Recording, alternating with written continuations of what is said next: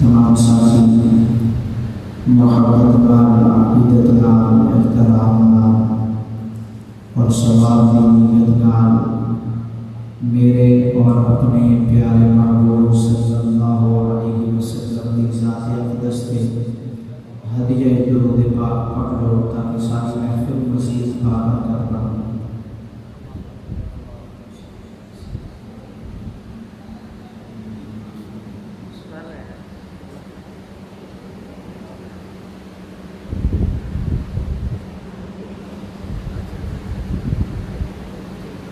رب اشرح لي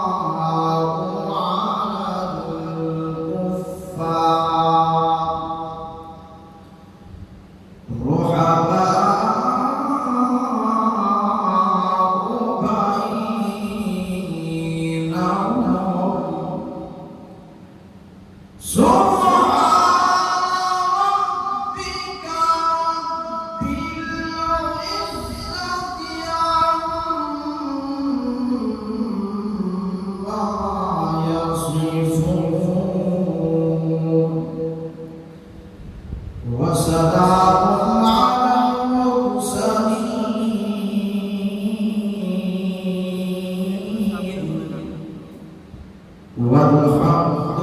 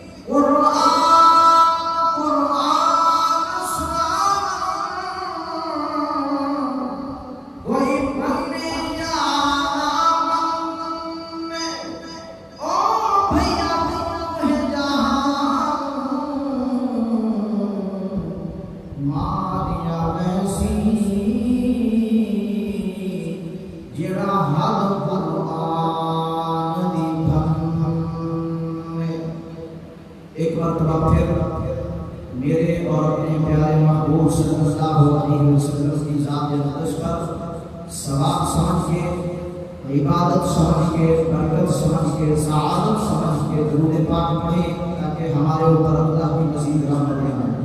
درود نواز سے درود پاک۔ اللہم صلی علی سیدنا و مولانا محمد النبی الأمی وعلی آلہ وأصحابہ وبارک وسلم تسلیما کثیرا کثیرا الف الف مرہ بعدد کل ذرہ۔ برادران اسلام، انتہائی معزز محترم سامعین کرام، آج کا یہ عظیم الشان اور بابرکت دن جمعہ المبارک کا 29 جولائی کو ہر دل عزیز شخصیت، محب علماء، محب صلحاء، حضرت اقدس قاری محبوب الرحمن جالندری صاحب دامت برکاتہ کی پرخلوص محبت بھری دعوت پر اللہ نے حاضری کا موقع عطا فرمایا، آپ بزرگوں کی زیارت کا شرف ملا۔ دعا ہے کہ اللہ پاک جس طرح آج ہمیں ملتان کی جامعہ مسجد، مرکزی جامعہ مسجد شہداء خیر کے اندر اپنے گھر میں اپنی رحمت کا سایہ نصیب فرمایا ہے، اسی طرح میرا اللہ اپنی خصوصی رحم و کرم فرماتے ہوئے قیامت کے دن بھی ہمیں اپنے عرش کا سایہ یا محبوب کے جھنڈے لواء الحمد کا سایہ نصیب فرمائے، آمین کہہ دیں۔ بھائیوں، جمعہ کا وقت مختصر ہے، میں اس مرکزی جامع مسجد میں جس کو شہداء کی مسجد کہا جاتا ہے،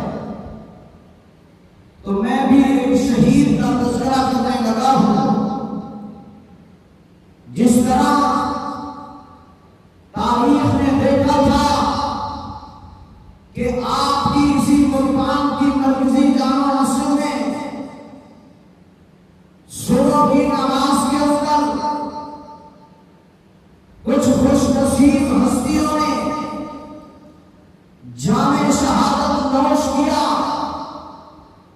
اگر میں چند صدیاں پیچھے چلا جاؤں تو وہ ذہن میں نقشہ مجھے یاد آیا کہ بعین ہی اسی طرح صبح کی نماز کا وقت ہے اور مصلی نبوی ہے، یوم محرم الحرام ہے، اور اس مصلی پہ کھڑا ہونے والا عمر بن خطاب ہے۔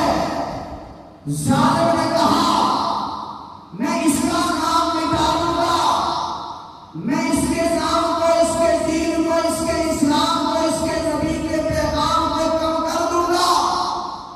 لیکن دنیا کائنات نے دیکھا اس عمر بن خطاب رضی اللہ تعالیٰ عنہ کی شہادت سے اسلام کم نہیں ہوا۔ رب کعبہ کی قسم کر کے کہتا ہوں، عمر بن خطاب کی شہادت کے بعد اسلام کو شہداء کا خون مل گیا۔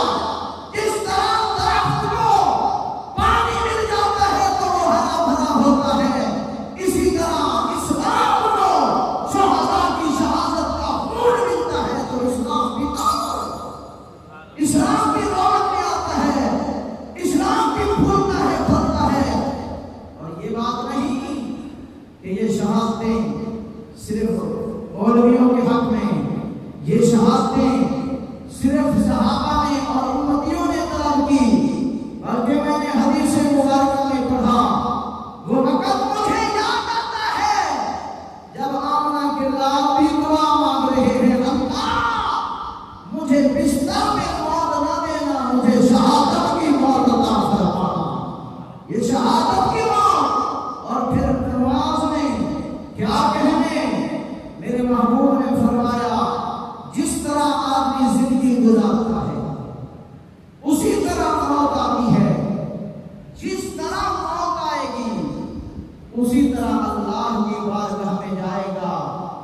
اگر زندگی گزر گئی گانے بجانے میں، زندگی گزر گئی خدا کی ناراضگی والے کام کرنے میں، زندگی گزر گئی حضور کے سنتوں کی بغاوت کرتے کرتے، پھر یہ نہ کہنا کہ ہمیں موت آئے گی تو کلمے والی، ہمیں موت آئے گی تو شہادت والی۔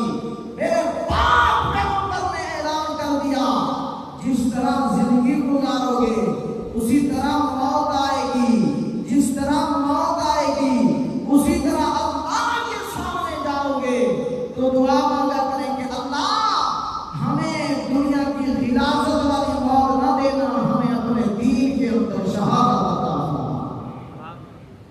بھائیو، میرے محبوب کا زمانہ ہے، کون سا زمانہ؟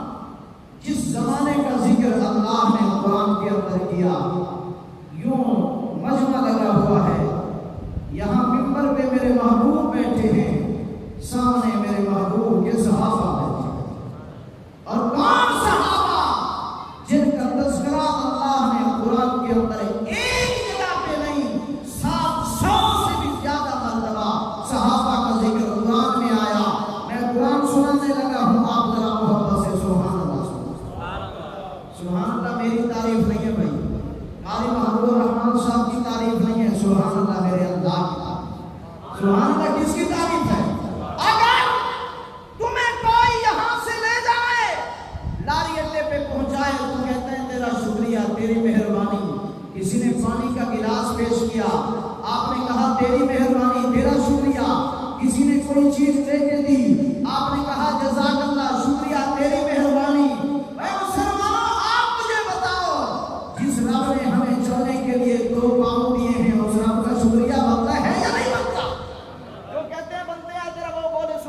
اللہ۔ اور میرے رب کا شکریہ کیا ہے؟ یہی سبحان اللہ ہے۔ جس رب نے ہمیں جو آنکھیں دی ہیں اس رب کا شکریہ بنتا ہے یا نہیں بنتا؟ جس رب نے ہمیں سوچنے کے لیے دماغ دیا اس رب کا شکریہ بنتا ہے یا نہیں بنتا؟ جس رب نے پکڑنے کے لیے دو ہاتھ دیے ہیں اس رب کا شکریہ بنتا ہے یا نہیں بنتا؟ اور جس رب نے آمنہ کے لال کا امتی بنایا اس رب کا شکریہ بنتا ہے یا نہیں بنتا؟ جو کہتے ہیں بنتا ہے ذرا اونچی سبحان اللہ۔ جن کو فخر ہے کہ ہم امام الانبیاء کے غلام ہیں وہ ذرا اونچی بولے سبحان اللہ۔ جن کو فخر ہے کہ ہم نبیوں کے نبی کے غلام ہیں وہ ذرا اونچی بولے سبحان اللہ۔ فرمایا بسم اللہ الرحمن الرحیم۔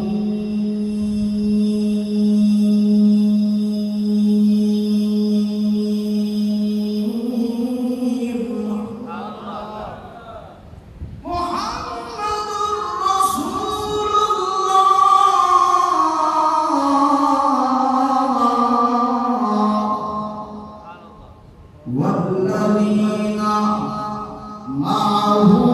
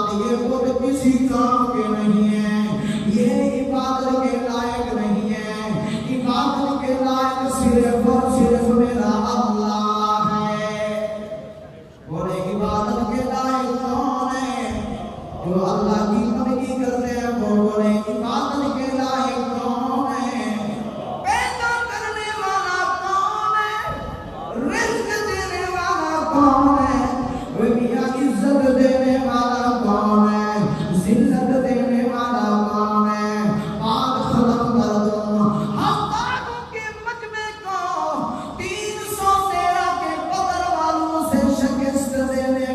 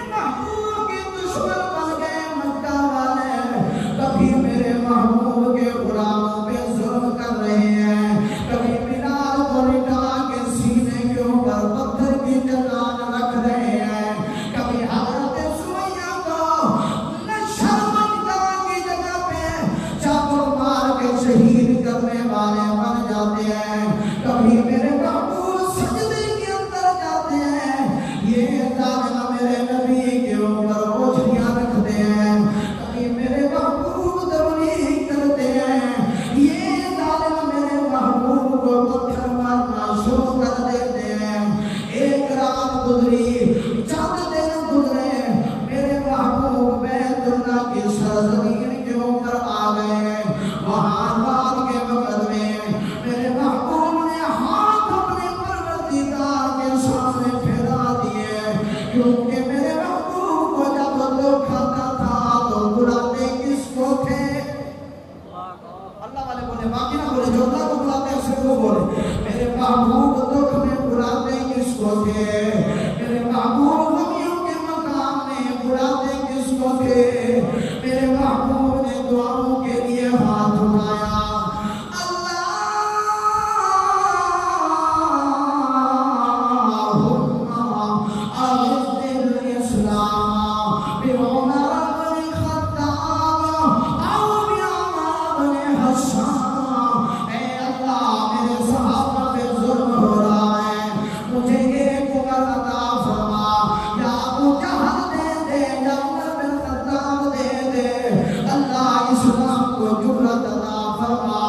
اسلام کو طاقت عطا فرما۔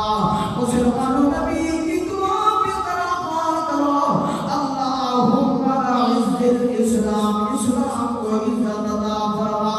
اے مسلمانوں میں کلمہ پڑھو، مجھے عزت مل جاتی ہے، آپ کلمہ پڑھو، آپ کو عزت مل جاتی ہے، لیکن عمر کی عظمت پہ جب کوئی قربان جائے، جب عمر کے لیے ہاتھ اٹھتے نبی کہہ رہے ہیں عمر کے ذریعے عزت عطا فرما۔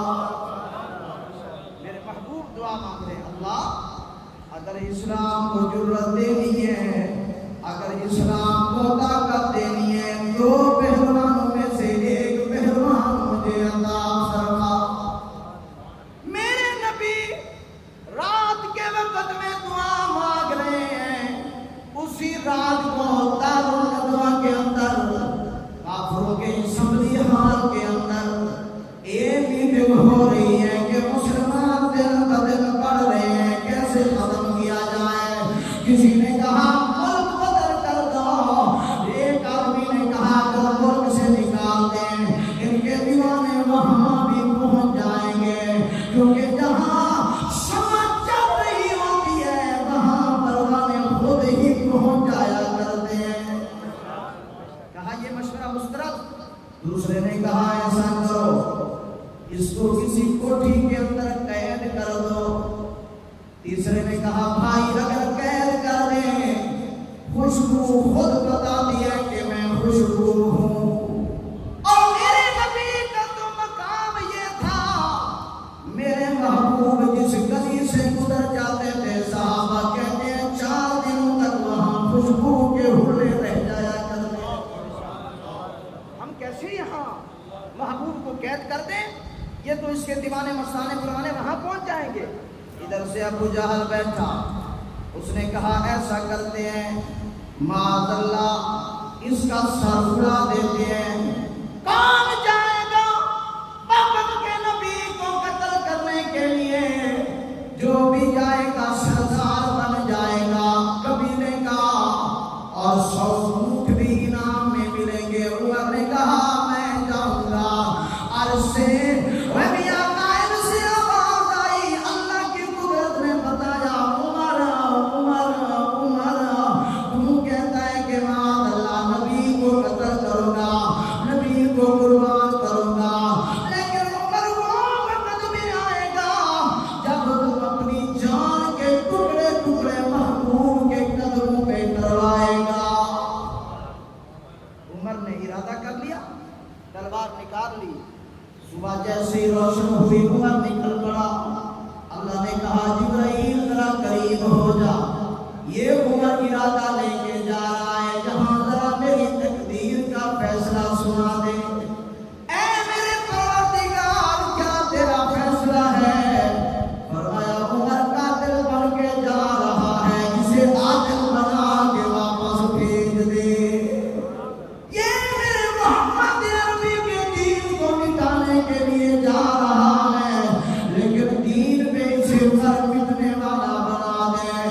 مختصر عرض کروں کیونکہ وقت بڑا مختصر ہے، حضرت عمر بن خطاب چلتے چلتے بہن کے دروازے پہ گئے، پوچھنے لگے بہن میں نے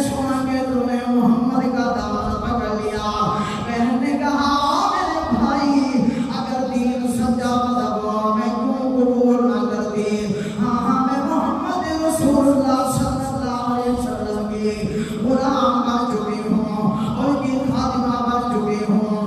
عمر نے کہا بہن تیرے ٹکڑے ٹکڑے کر دوں گا۔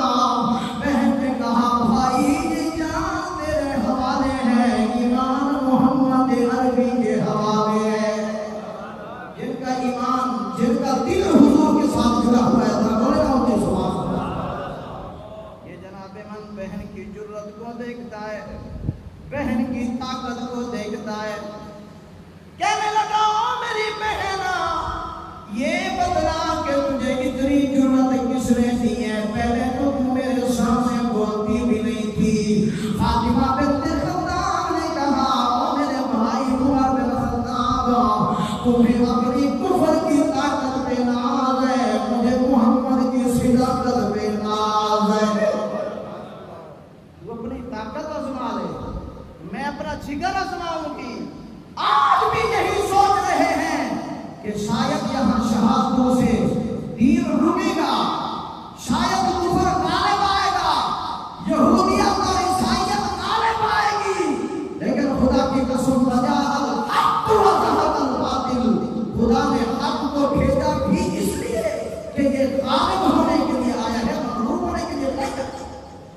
دین اسلام ہمیشہ غالب رہے گا۔ کہو دین اسلام، دین اسلام۔